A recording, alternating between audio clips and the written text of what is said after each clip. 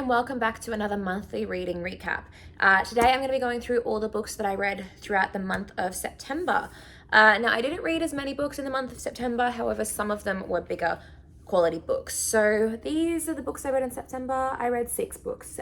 So let's get into them and we'll rapid fire these reviews. The first book that I read in September was the first book in the duology from The Daughter of the Moon Goddess. Now, this book is by Su Lin Tan. And this was a beautiful book. I love this. Again, this is Chinese mythology, set in sort of like ancient mythical China or somewhat inspired by those settings. Love the main characters, love the main male characters. I was really, really hooked. The imagery that she writes about in this book is beautiful.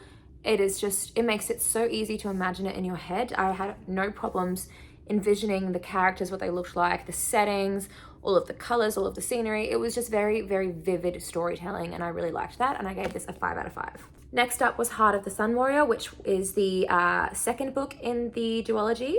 And again, loved this book, and I really loved the character development that fell out through here, and the ending made me sob. I was crying like a baby with the ending. It was so bittersweet, and I don't want to give anything away, but I loved this duology, one of my favorite duologies I've ever read, and I also gave this one 5 stars. Next up, I did cheat just a little bit, and I listened to the audiobook version of this one just because it is a massive freaking book.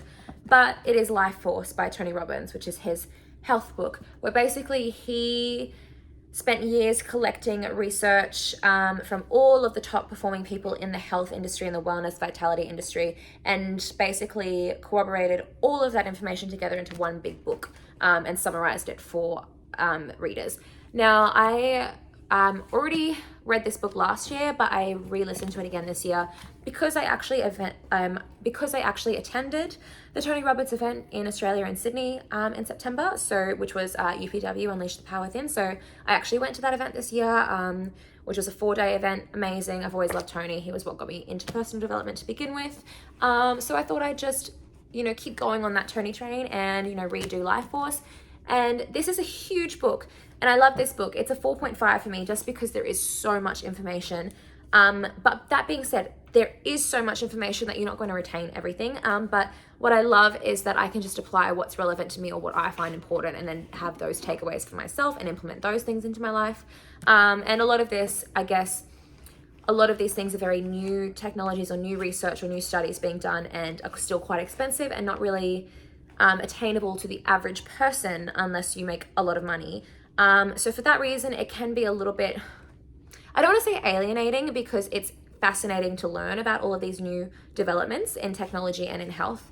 But it's not really attainable for the average person to experience those benefits at the moment. However, I love learning about it, and I love being able to take away all the practical things that I could do from this book. Next up was A Game of Gods by Scarlett St. Clair. Now, this is the continuation in the Hades and Persephone series.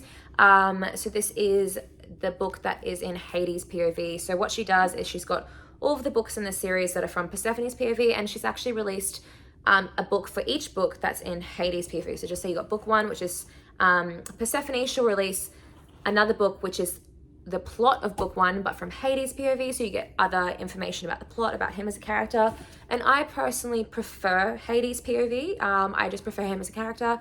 But yeah, I've been waiting a while to read this one, about a year. I started the series in the beginning of the year, so I did forget a couple of little things because I didn't do a recap of it, but love this book, love Hades POV. It did take me a little bit of time to finish this book. I think this book maybe took me 10 days to finish, just because it did put me in a little bit of a reading slump, but that's only because I had kind of forgotten a lot of what happened in the series because it's been so long since I read the previous books and this only had just come out. But still a great read, and I still rated this a 4 out of 5.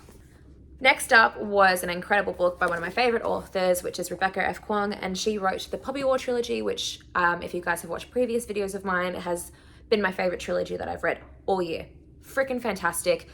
She's a Chinese author and she writes from the Chinese perspective, but Yellowface is the book that I am talking about, which is fantastic. So basically the summarized plot of this is that there is a Chinese author. This is set in the modern world. It's not fantasy at all.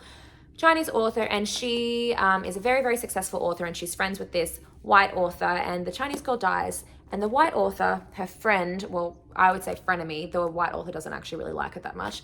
The white author steals the manuscript for her next upcoming book and then passes it off as her own work. So she publishes it as if she wrote it. So she stole her work, and that's why it is called Yellowface. Fantastic book, going into the synopsis and the psychology of people's minds, and the main white woman starts kind of going a little bit crazy with all the guilt and all sorts of emotions coming up, and I loved this book. This was a 5 out of 5. And then the last book that I read in September was A Dowry of Blood by S.T. Gibson. This was very, very smutty. This is a very, very smutty book. Vampires, what can I say? Vampires, polyamorous relationships, like the main characters are all in a relationship. There's 4 of them. They're all dating each other, which is really fun. So obviously the sex scenes were great. And I love that there is some polyamorous representation in this book, because there aren't very many books that have that. And it's just really interesting as a reader to read that dynamic. And again, vampires, sex scenes, polyamorous lovers, so much to love. Oh, and revenge and all sorts of stuff. But this was a great fun read, and I actually read this in a day, and this was 5 stars. So there you have it. That is all the books that I read in September, and I hope you enjoyed this really speedy monthly recap video, and I'll see you in the next one.